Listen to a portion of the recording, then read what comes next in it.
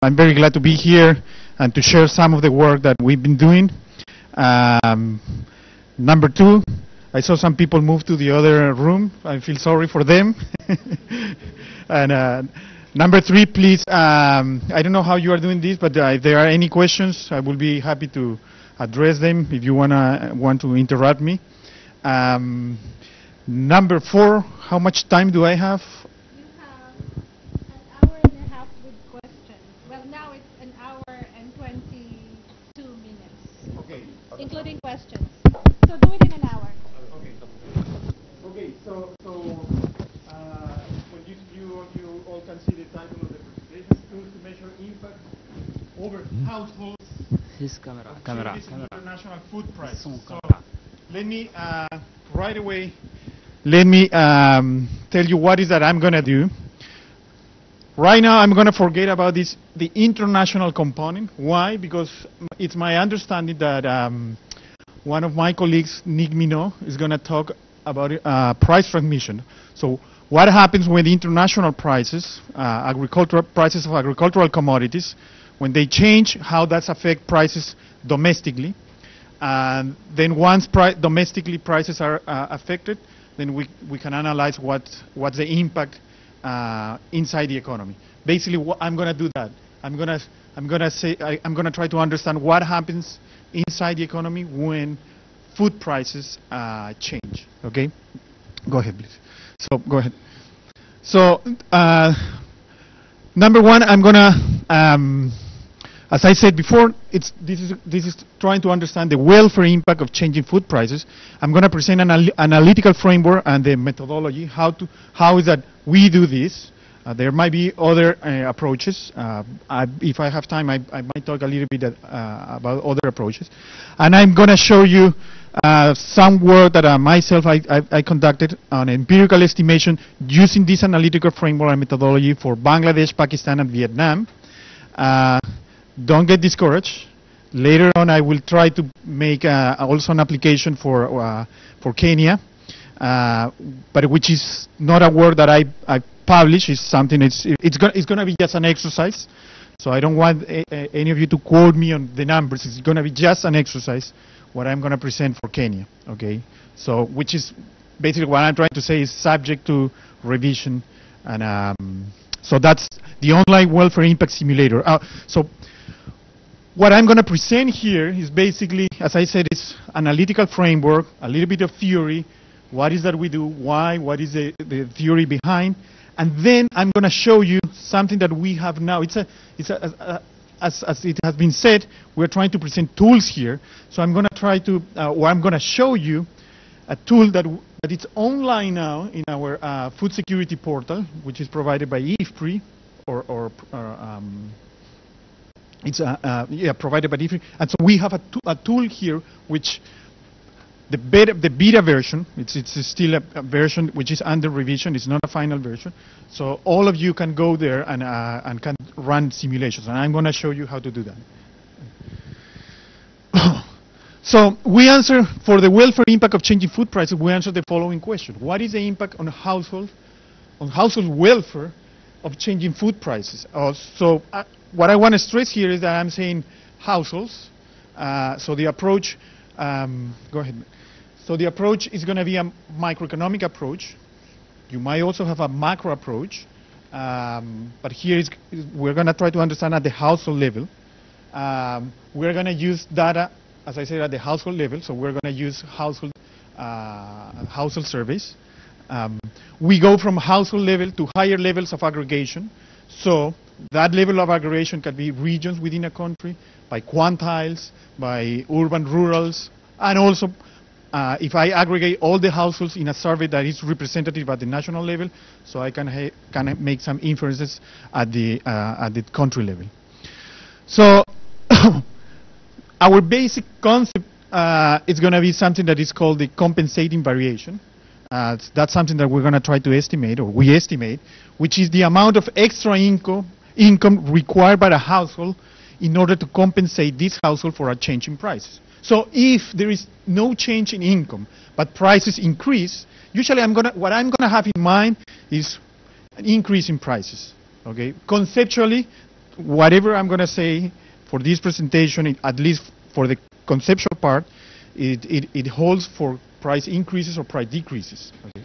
But for reasons that you all understand, and because of the last years, what we have faced in the last 5 years, probably our main concern are prices going up. Okay. So even if there is no change in income, the nominal income is the same if prices increase, and in particular food prices increase, so households are going to be negatively affected. Some households might be positively affected.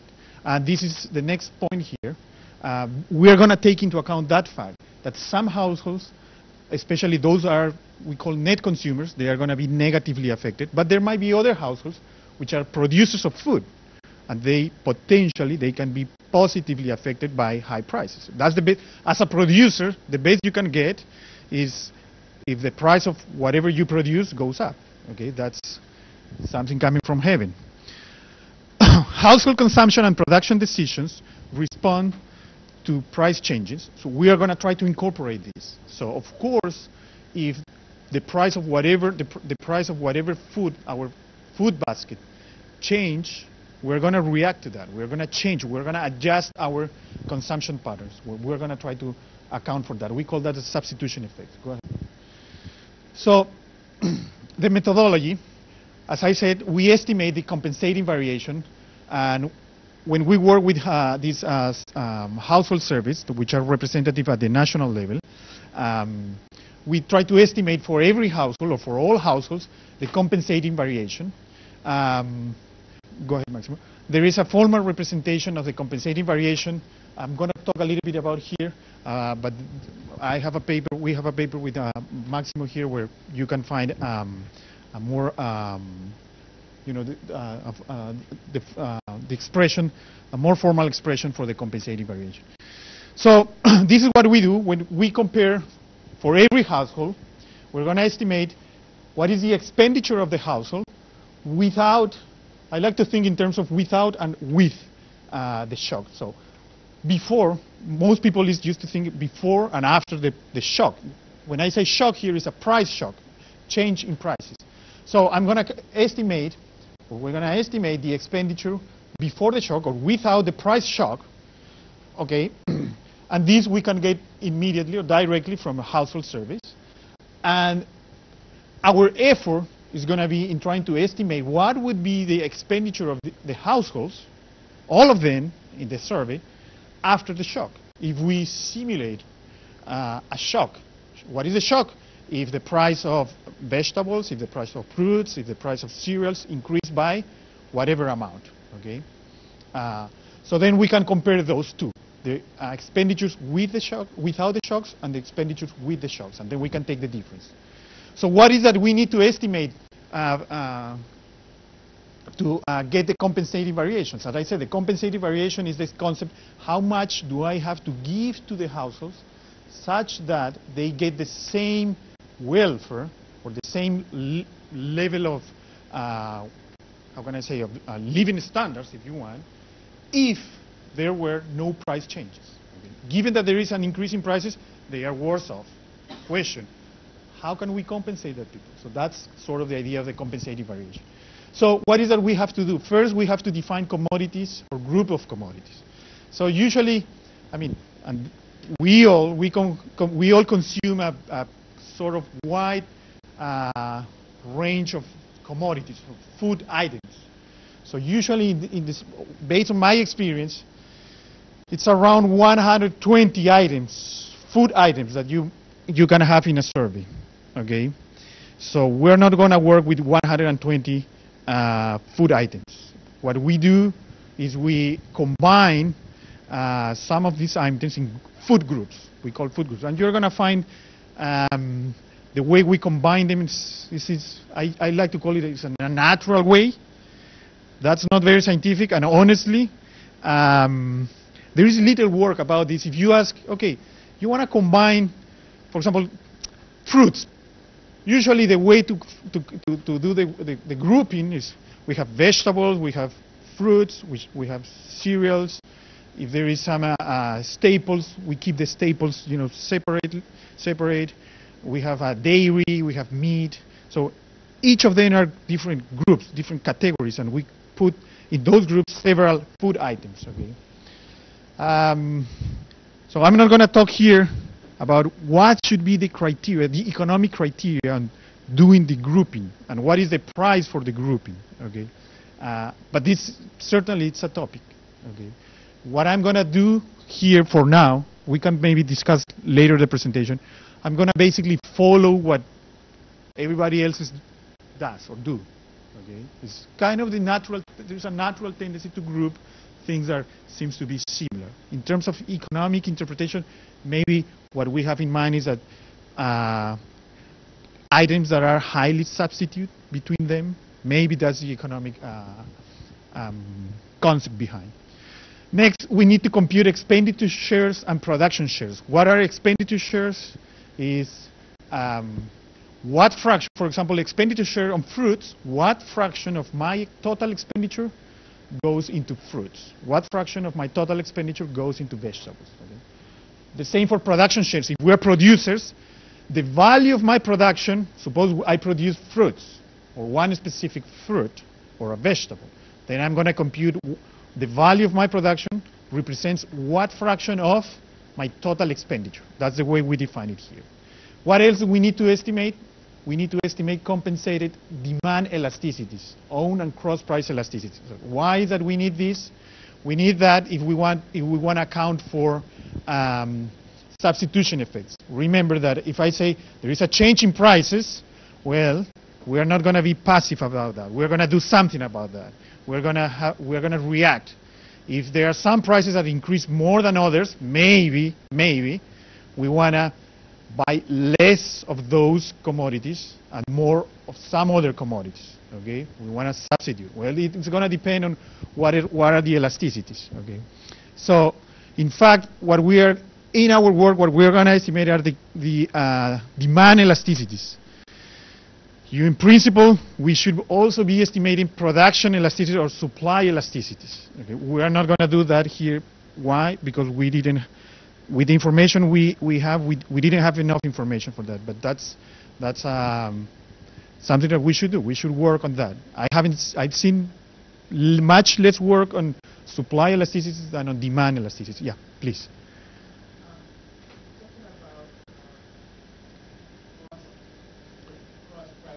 Yes.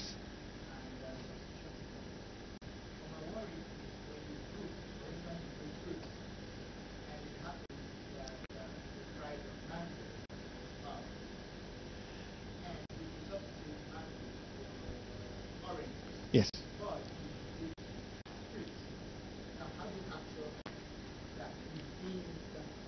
Okay, great, excellent question. And that's the kind of question when you have to be honest and transparent. I don't capture that. Based on, I mean, if I define fruits, basically I don't have much room to capture what you have in mind. Basically, the way I did it, or in the way most people do this, we're going to put fruits together. But this is what we can do.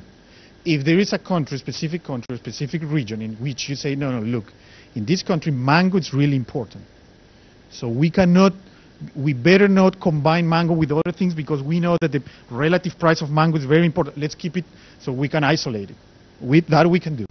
So if we talk and they say, look, Miguel, don't do this for this particular economy. Don't do this for this particular, we can do that, definitely. So go ahead, Max. So what else we need to define? We need to define price changes. So for every group, we're going to say, okay, we want to simulate what if the price of fruits increased by this, the price of vegetables increased by this other amount. We can have different amounts, and then we can run the simulations. And we can simulate full and partial transmission for producers. What do I have in mind there? This is something that a lot of people talk about this. They say, oh, there is an increase in the price of let's say wheat. So immediately some economists, they react and say, oh, this might be very good for farmers. People say, no, wait a minute. The increase is mostly for consumers, but for whatever reason, farmers, they don't they don't get to enjoy this increase in prices because there is something in the value chain. Something is wrong. We don't know why, but something is wrong that the farm gate price doesn't increase, but for consumers it does. Okay, I'm not going to talk here about the why that might be or why not. I'm going to just say, okay, let's assume that's the case. So we can talk about some sort of partial transmission for producers, like sort of full transmission for consumers, but only partial transmission for producers, or no transmission for producers. So we're going to have a tool that is going to allow us to do that. I'm sorry? Well, that is perfect. If that perfectly compensates, certainly you're going to see some of this here. Okay. We also need to estimate total household expenditure. That's kind of a standard from household surveys. So the methodology, basically, as I said, we want to estimate by how much the welfare of household I, any household, is affected when the household is faced with a change in the price of food. So the idea is to estimate the change in welfare for household I, which is basically represented by that expression. But let me go to the next. This is a graphical representation of the concept of compensating variation. The graphical representation is going to provide good intuition, but then we have to work a little bit more. Okay, but the intuition is basically going to be the same. I don't know if most of you are familiar with some sort of basic microeconomics, but basically what we're saying here is that here we have food, and suppose there are only two commodities, food and, let's say, non-food. And so we have here a budget line, and then this curve representing the level of welfare. So households, they are going to optimize, meaning that this is what they want to consume, this amount of food and this amount of non-food or the other commodity. So something happens. What happens? There is an increase in the price of food. That's the only thing that is going to happen. So now we can buy less of food. If we devote all the expenditures to food, we can buy less food. We cannot buy this amount, we can buy less. But if we devote all the income to the other commodity, we can buy the same quantity, because the price of the other commodity is the same. But most households, most economic agents, we like diversity, so we like to consume both of them. So there is going to be another optimization point. Go ahead, Maximo. So, go ahead.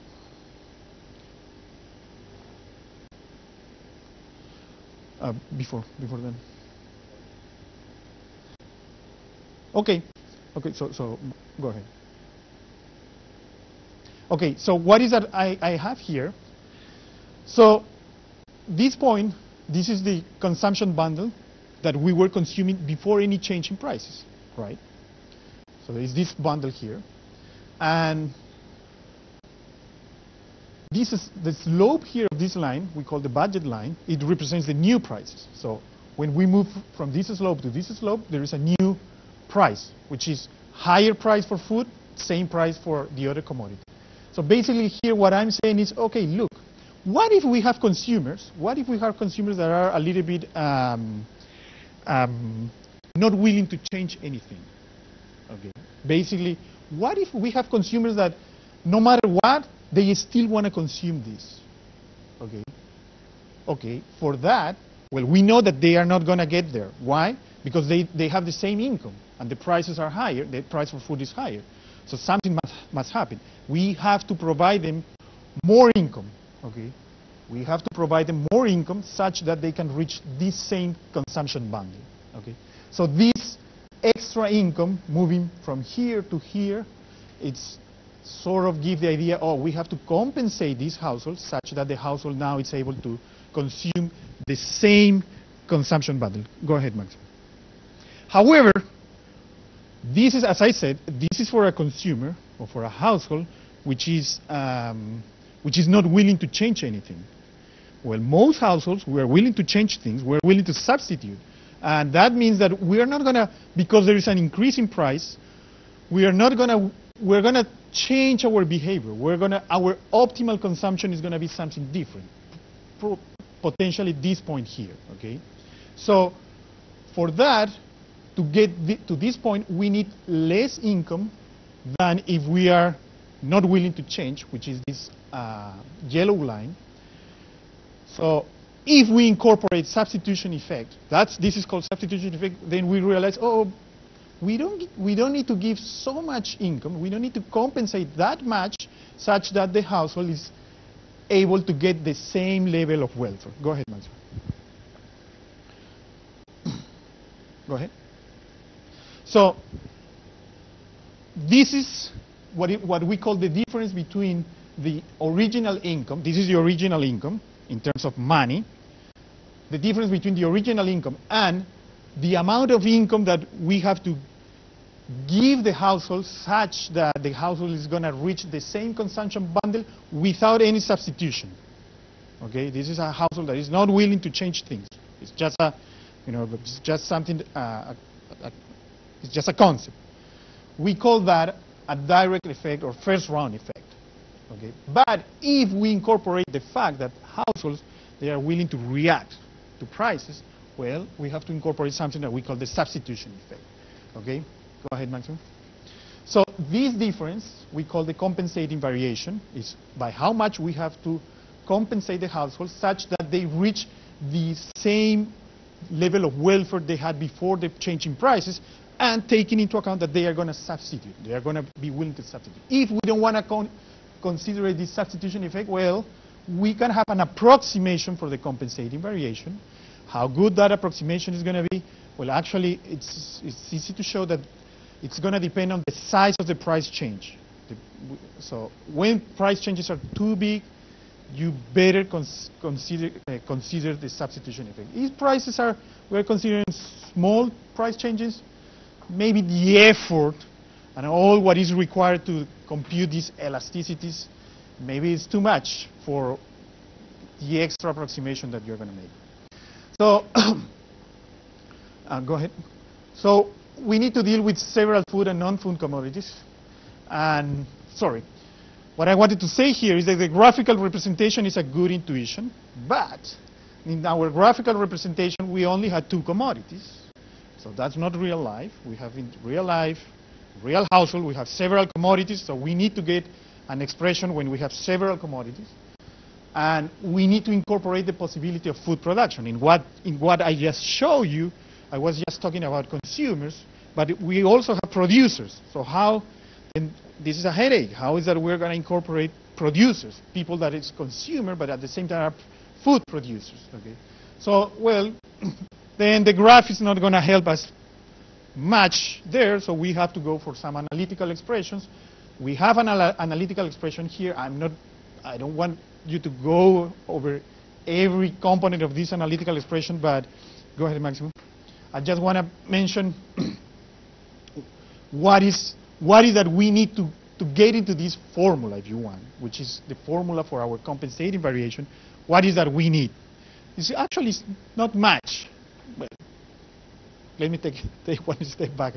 Not much. I mean, it seems like it's not much. Well, we need several things. Number one, we need, as I said before, the consumption share. Okay, before that, we need to define the commodity groups, fruits, vegetables, whatever. And as someone pointed out, hey, Miguel, wait a minute, you cannot do this in whatever way you want. We have to be careful here because the way we do the grouping, if you do the grouping this way, is not going to allow us to analyze this or that. So we have to agree on how to do the grouping. Okay. Next, we have to compute the expenditure and production shares. That's something that will go into our formulas.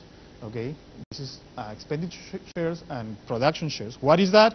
What fraction of our total expenditure goes into group 1? What fraction of our total expenditure goes into group 2? That's pretty. Actually, that's not that hard. Once you have the household service, it's kind of, after you do the cleaning, it's kind of straightforward. What else we need to do? We need to compute compensated demand elasticities. That's a little bit harder. And that's in this second term here. We're going to have some elasticities of demand. And on purpose, I forget another term here. We should have another term here for elasticities of supply, which is going to look a term very similar to this one. Why do I say it on purpose? Because this is already ugly. It's going to be a bit more uglier if I keep adding terms here, okay?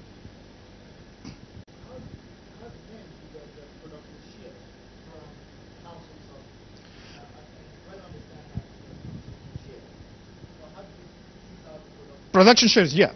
From the household surveys, when we have producers and when they report value of production, basically how they report what do they produce, and then we have to be careful how we price that. But let's assume that we know how to do that. So we multiply quantity times price. Okay, so that is going to give us value of production. And I have to be careful here. Value of production, not value of what is sold in the market. We might have self-consumption. Okay? What we want is value of production, the whole production in there. Yeah. That's if we have farm gate prices in the survey, much better, I would say. In some surveys, what you have is prices at the closest market. Yes, please. Yeah, let me get into this. This is well, we also need to compute total expenditure. That's pretty standard. So we need to compute these demand elasticities, and I say there is going to be another supply elasticity. What is the concept of demand elasticities? It's the concept, it tells us if we increase the price of, let's say, fruit, and now I'm thinking of fruits as a one commodity or one composite commodity. So if we increase the price of fruits, by how much the quantity demanded of fruits is going to decrease. Okay, so that number, that comes, and actually it's in terms of percentage terms. If we increase the price of fruits by 1%, by what percent the quantity demanded of fruits is going to decrease. So that concept is these elasticities here.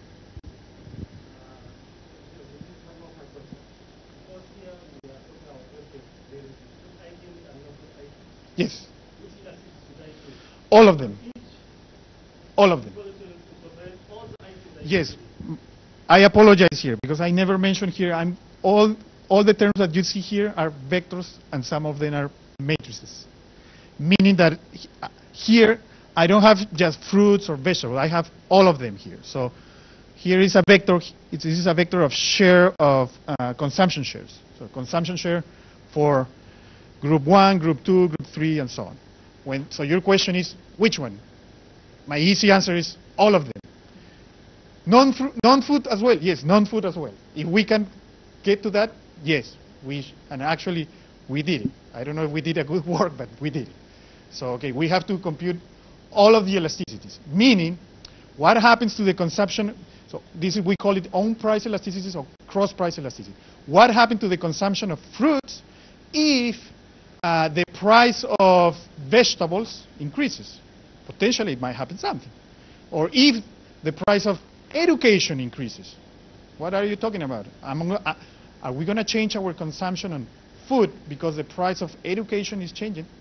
Potentially, yes. Okay. Go ahead, Max. How, Bettina, the time, because I'm good, because no, this is 15% of the presentation. So. Okay, so remember that in the graphic representation, I was talking about the direct effect and the substitution effect. Well, in our equation, we have that as well. Okay, as I said, I don't want you to get into the very details of this expression, but our expression is going to have that. The first term we call direct effect. Okay. If we don't get substitution effects, if we don't have elasticities, demand elasticities, supply elasticities, we're going to get the pure direct effect. Okay. But if we have these substitution effects, much better. We're going to have a more refined estimation of our compensating variation. Let me say something very quickly. This term, usually, we say this term is of a second order term because whatever are the price changes, they are going to be raised to the square. We have 2 times the change in prices. Here we have it only 1 time. We can talk later about that. Yes? The substitution effect for demand usually is going to be negative. I mean, the elasticities are negative, right? And for production, positive. Go ahead, Marcelo.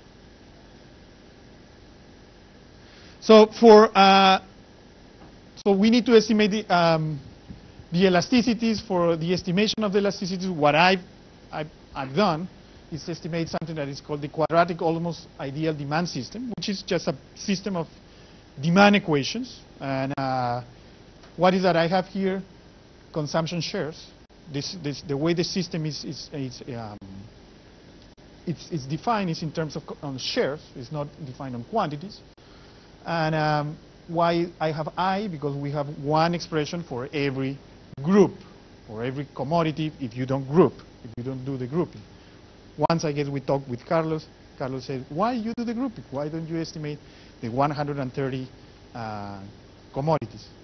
That's something that Carlos is going to do for me. No, honestly, that's a very valid question, and so we can talk later about that. That's an interesting point.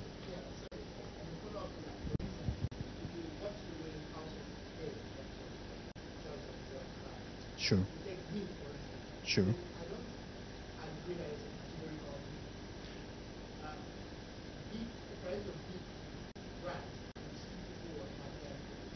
Sure. Yeah. Exactly. Yeah. Yeah. You are ready to criticize some of my papers, and good. I mean, if that's what you observe, you might lose that. Remember, in the food price of 2007-08, the went up was the price of feedstock, which applies to chicken and to cow, to meat. To estimate what actually happened. And if what happened is that the price of chicken and the price of beef increase more or less by the same amount, well, we can group it, because there is no change in the relative price between chicken and beef. Please.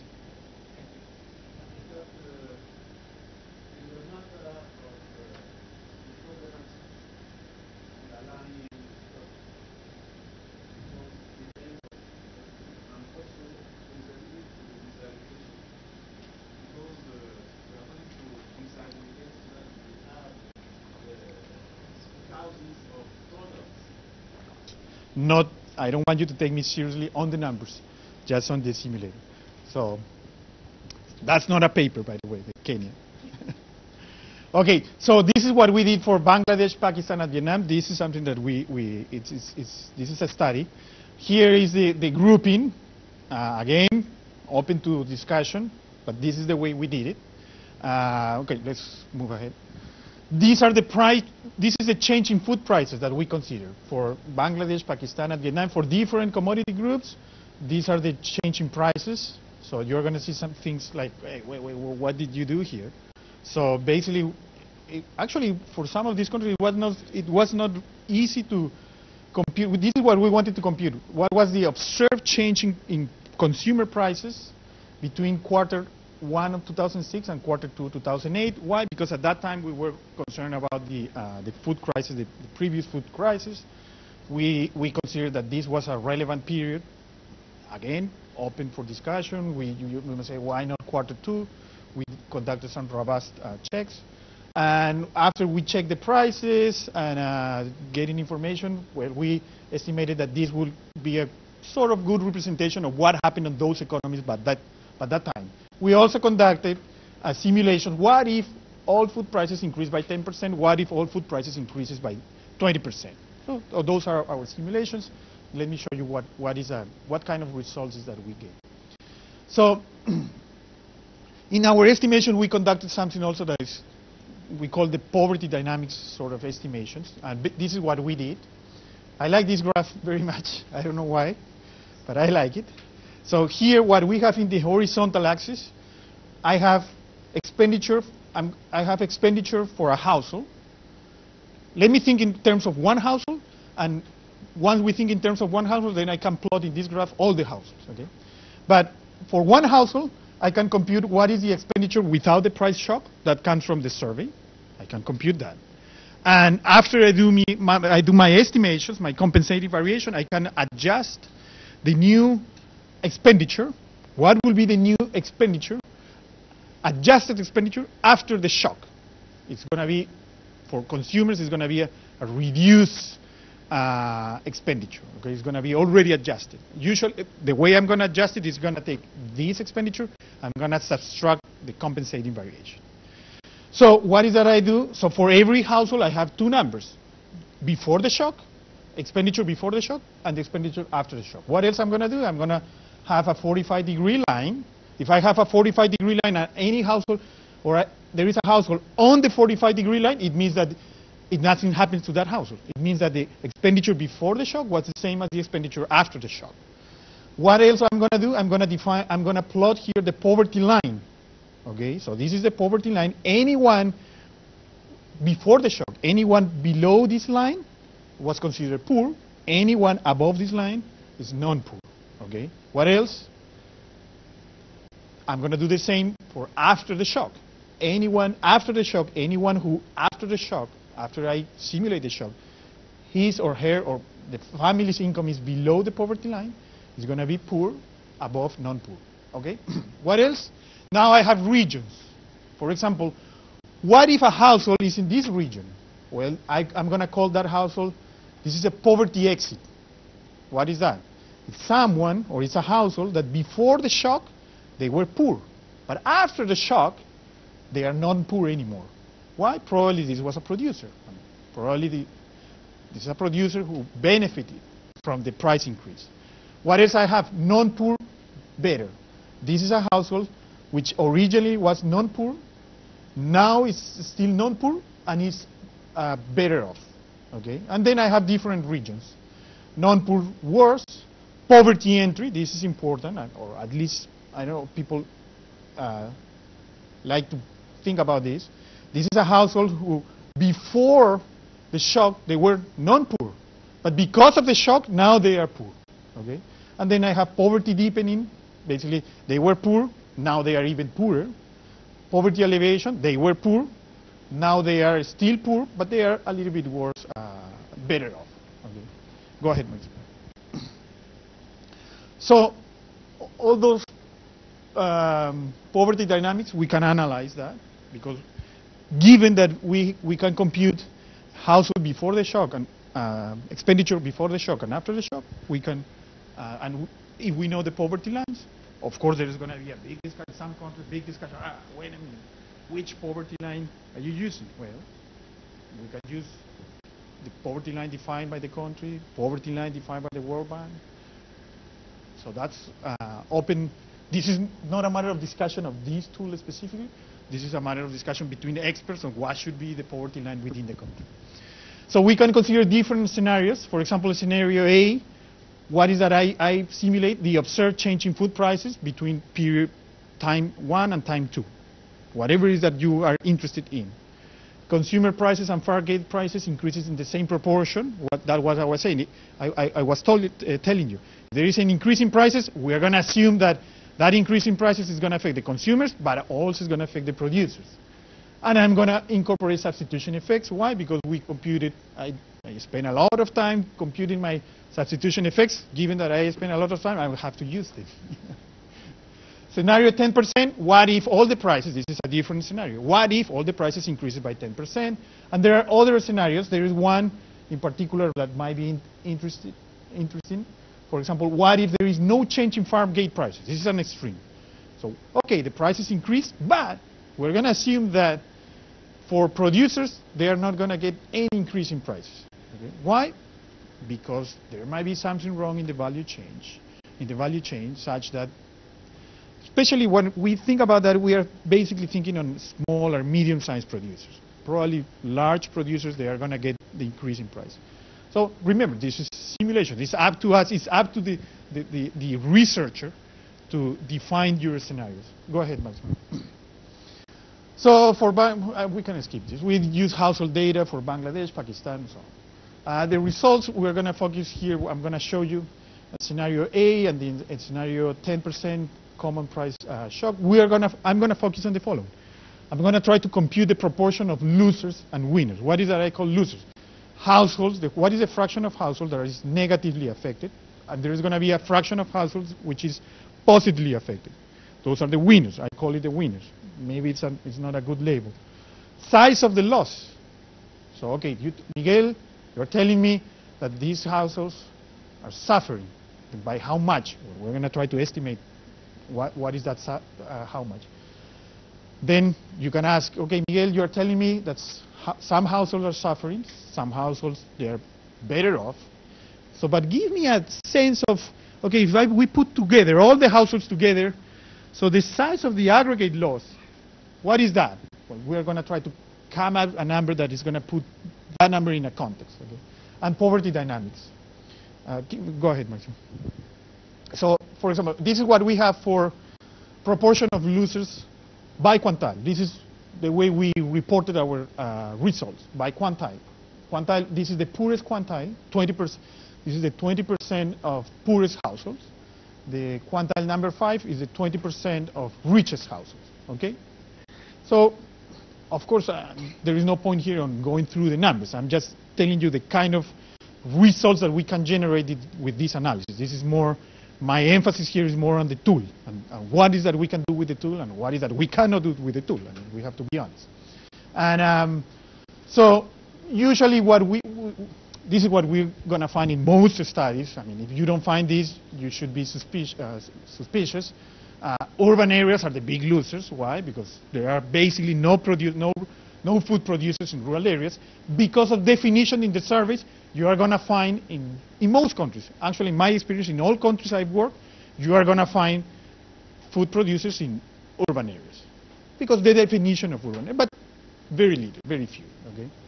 So what is that I'm estimating here? So proportion of losers, so let's say in Bangladesh, in urban areas, 95%, almost basically everybody. At the national level, 80% are losers. In Pakistan, 81%. In Vietnam, it's much less. Okay, since Vietnam has to do with rice, probably. Okay, go ahead, Maxim.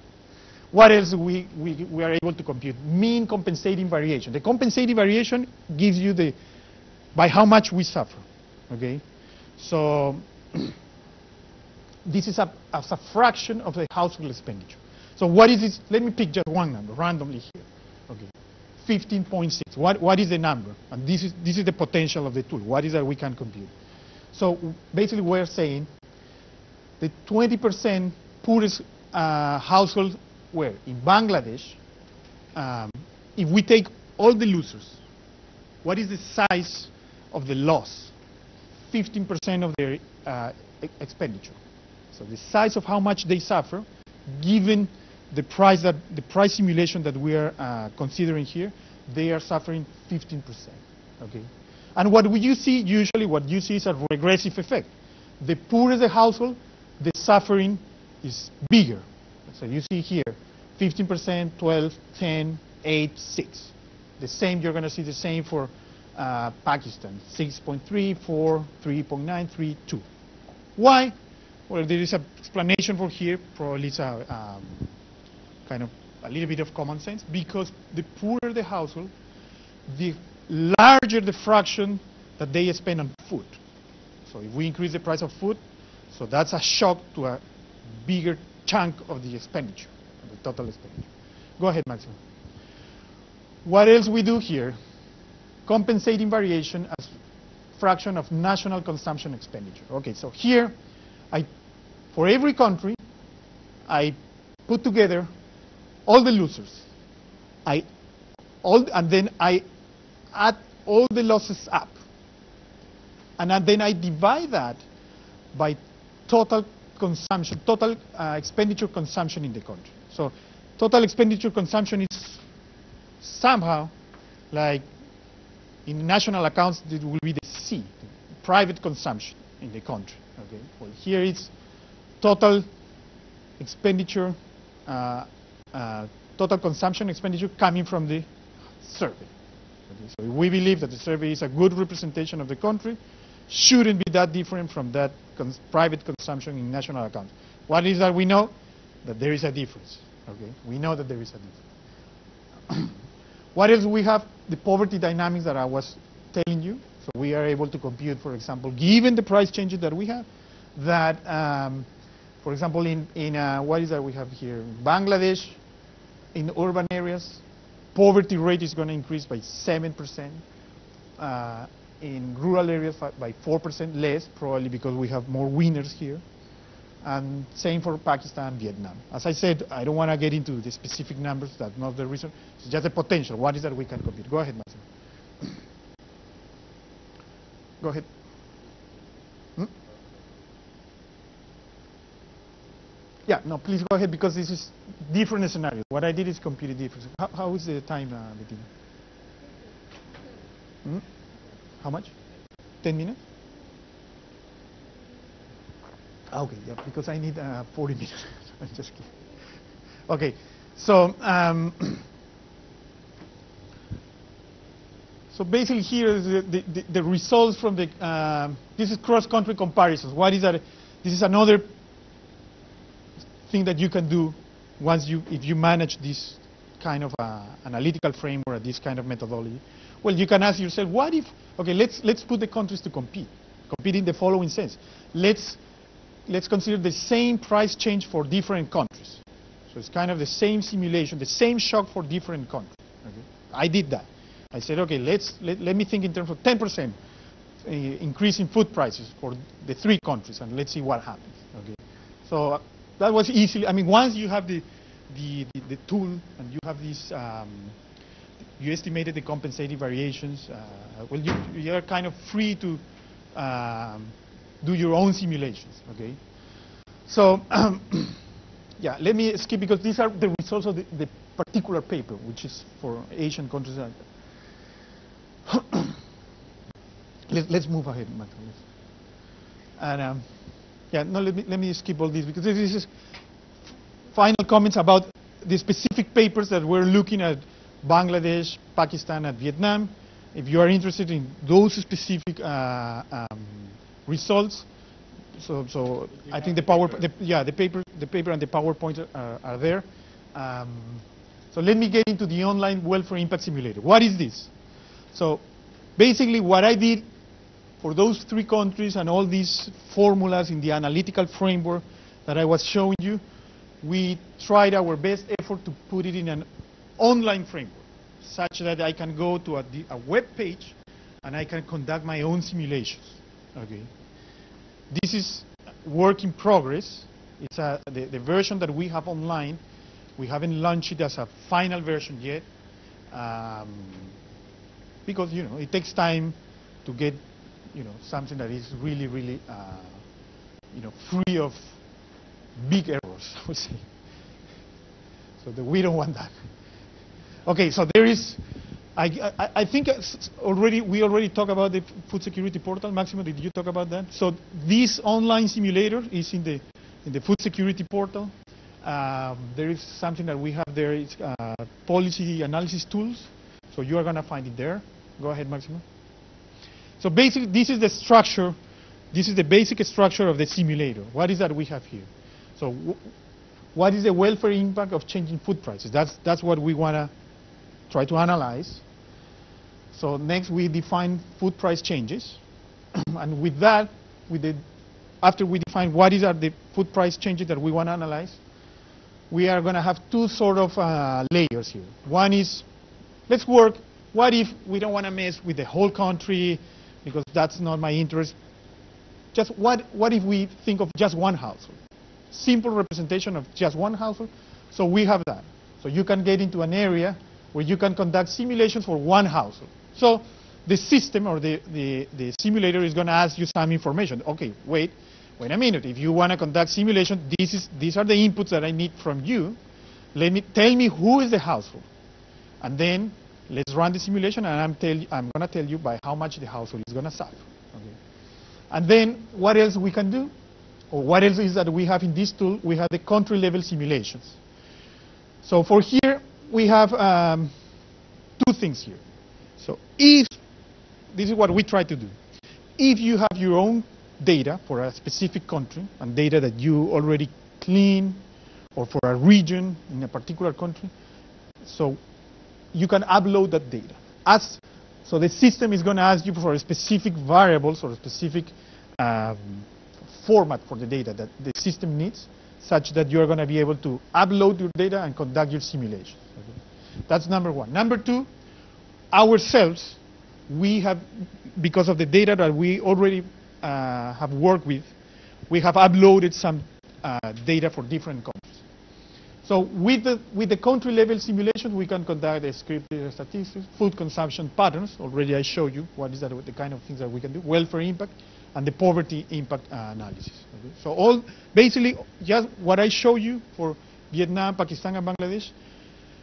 The goal is that we can do that kind of simulations, those kind of simulations online. So, for example, here for the single household simulation. So the system is going to ask you, as I said, the system is going to ask you. The first thing, if I recall well, and that's why it's here, the system is going to ask you for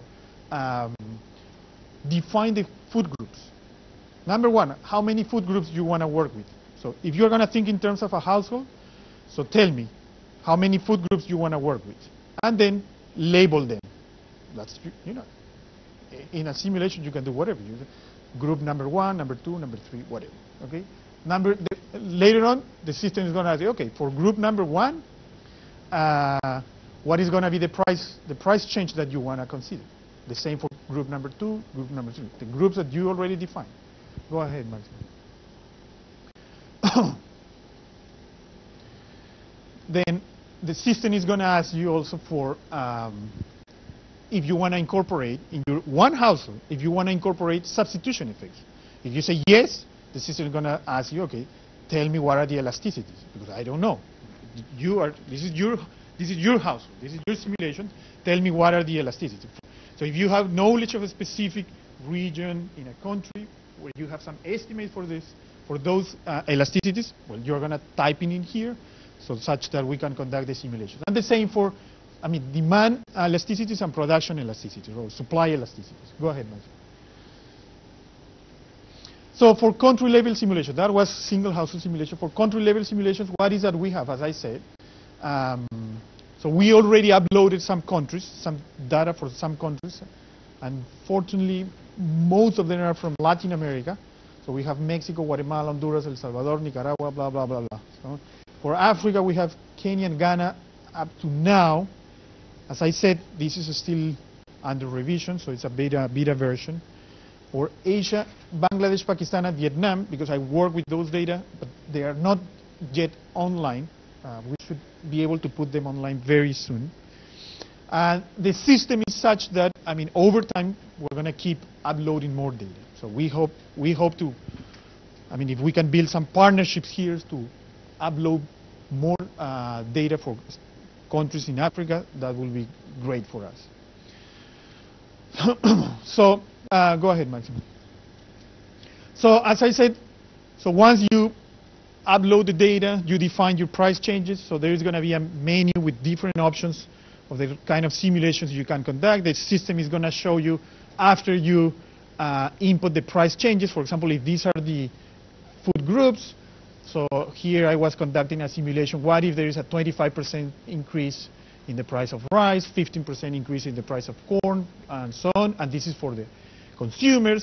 If you might define a different price change for producers, I can do that. The system is going to give you that freedom. Okay, go ahead, Maximo.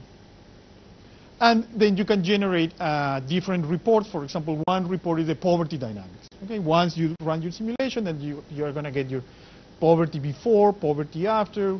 You remember what I say: poverty deepening, alleviation, XE entry, and so on and so forth. Okay.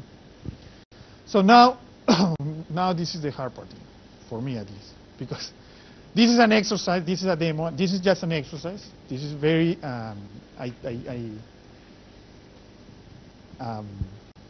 this is an exercise, okay, taking the Kenya Integrated Household Budget Survey from 2004-2005 is the last one that was available to me. Probably there is a newer one, and we will be happy to work on that.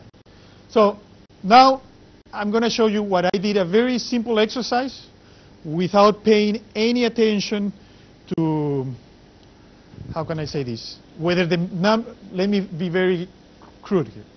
Without paying any attention if the numbers make sense or not. Why? Because what I want to focus is on the tool, how to use the tool. Of course, I am exaggerating a little bit, so, okay? Okay, so once you go into this website, this is what you're going to see. Go ahead, Maximo. You're going to have to use an ID and a password. high security here. So the password is going to be 123456, and this is the. And now it's basically, since this is something that we are testing. Actually, we want users to use it, and we get feedback. Okay. So this is the ID that you can use, and this is the password that you can use. Okay. Go ahead, Maximo.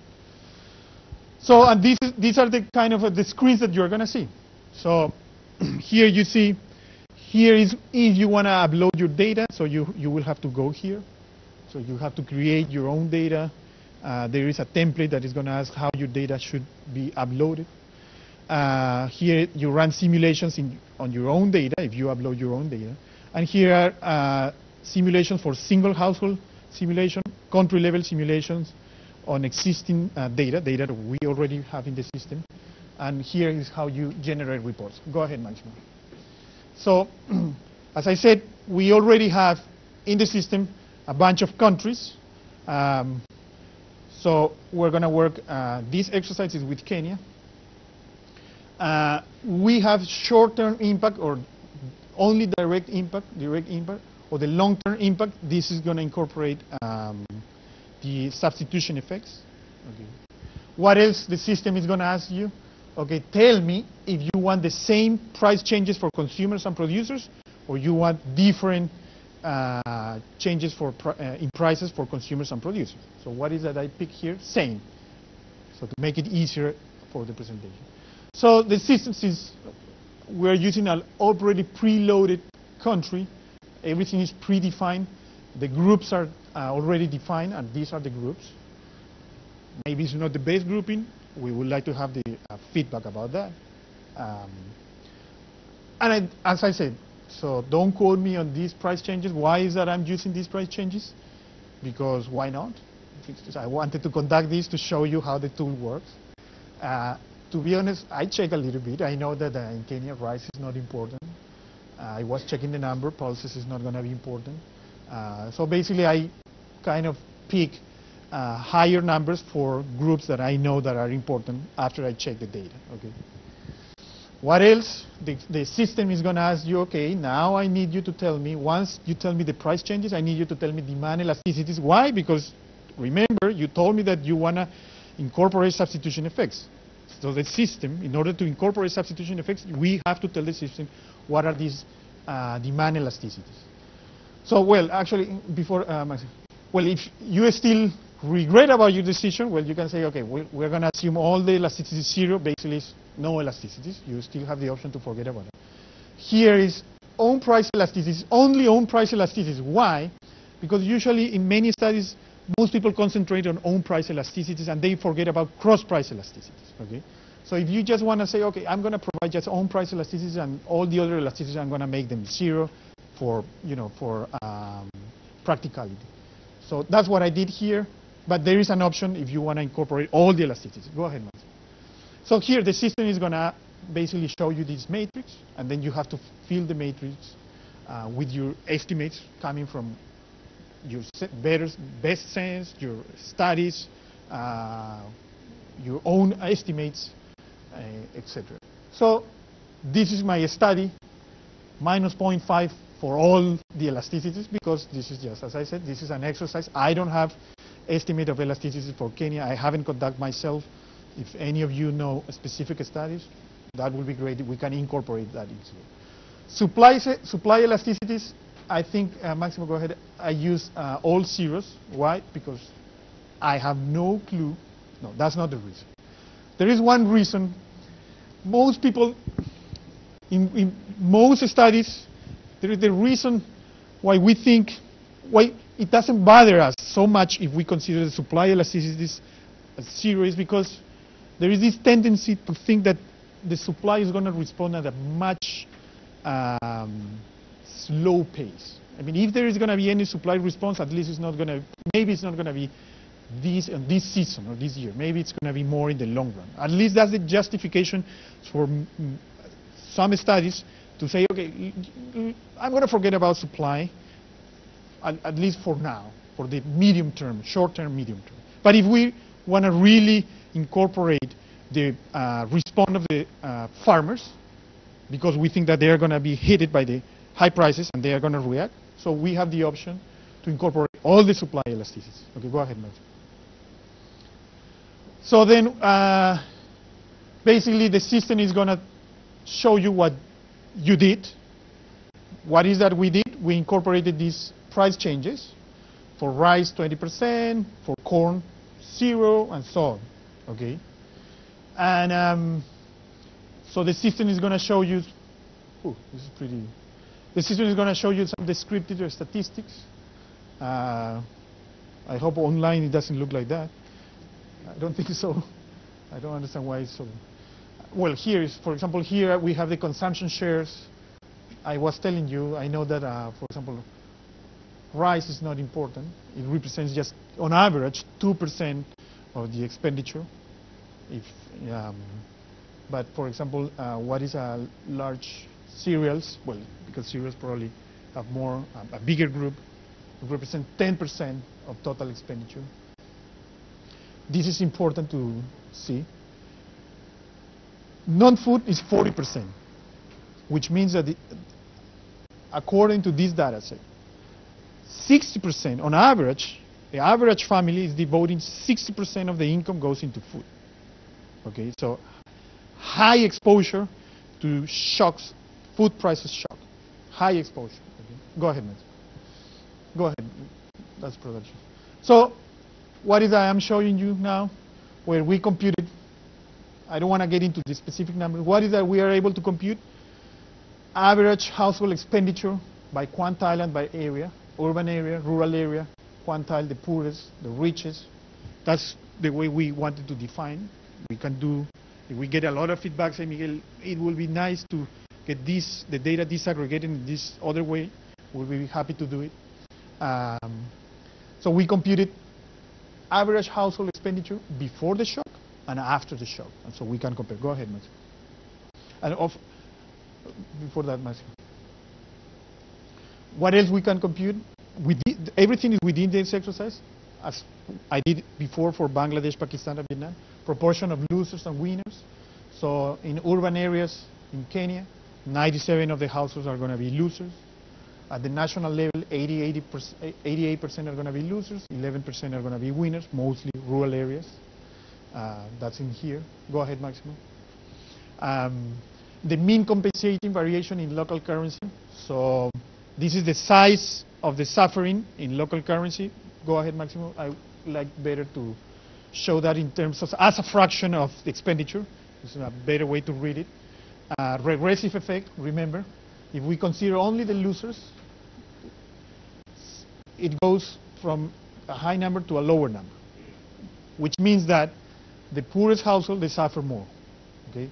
On average, poor household in the urban area, given the price changes that we are estimating, we are considering, they are suffering 7.5%. Okay?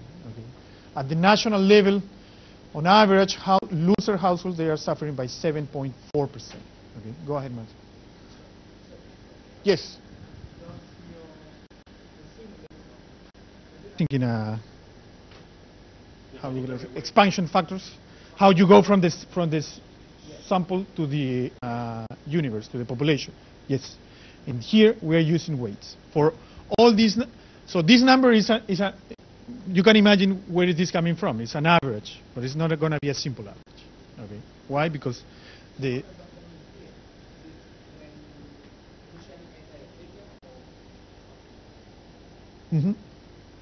yeah, this is the preloaded data. It's already, that's the weights are going to be in there. Yeah. Sorry, something that I forget to mention. Well, this is just as a part of the tool, you are going to be able to download. So this information, these results, you can download them. So you can, use it for a specific report you wanna do. You're going to have graphs. I'm not showing the graphs here just because of the space, but there are going to be graphs. Basically, it's having graphs for the same results that we have here. Go ahead, Martin. Here is as I did before, is the compensating variation, or the size of the loss as a fraction of the national consumption expenditure. So, for example, in the case of in Kenya, given the simulation that we have, so 5%, around 5% is the total loss for the country given that price increase. Why this is important? And this is the way I've used this. Is from the point of view of policy. So let's say that this exercise is serious in the sense of the numbers that we're using. So if that's the case, and if we're going to take this as for policy perspective, this means that, okay, if the government wants to compensate everybody, we need to devote 5%. The amount of resources that we need is 5% of aggregate private consumption expenditure. That's a lot. That's a lot. Okay, so you're not going to raise that money that easy. But the thing is that maybe you can think a little bit harder and say, but there is no need to compensate the richest. Okay, I don't want to really, the government really doesn't want to compensate the richest. They have their own resources to accommodate the shock. Maybe we just want to focus on the poorest quintile. So is this number. Okay, so if we want to run a program that is going to compensate just the poorest quintile, we just need much less of resources. We just need 0.5% of aggregate consumption to run a program that is going to compensate for the losses of the poorest. So this is just to put in a context, in a broader context, the size of the losses. Go ahead, Matthew. And that's it. I ended.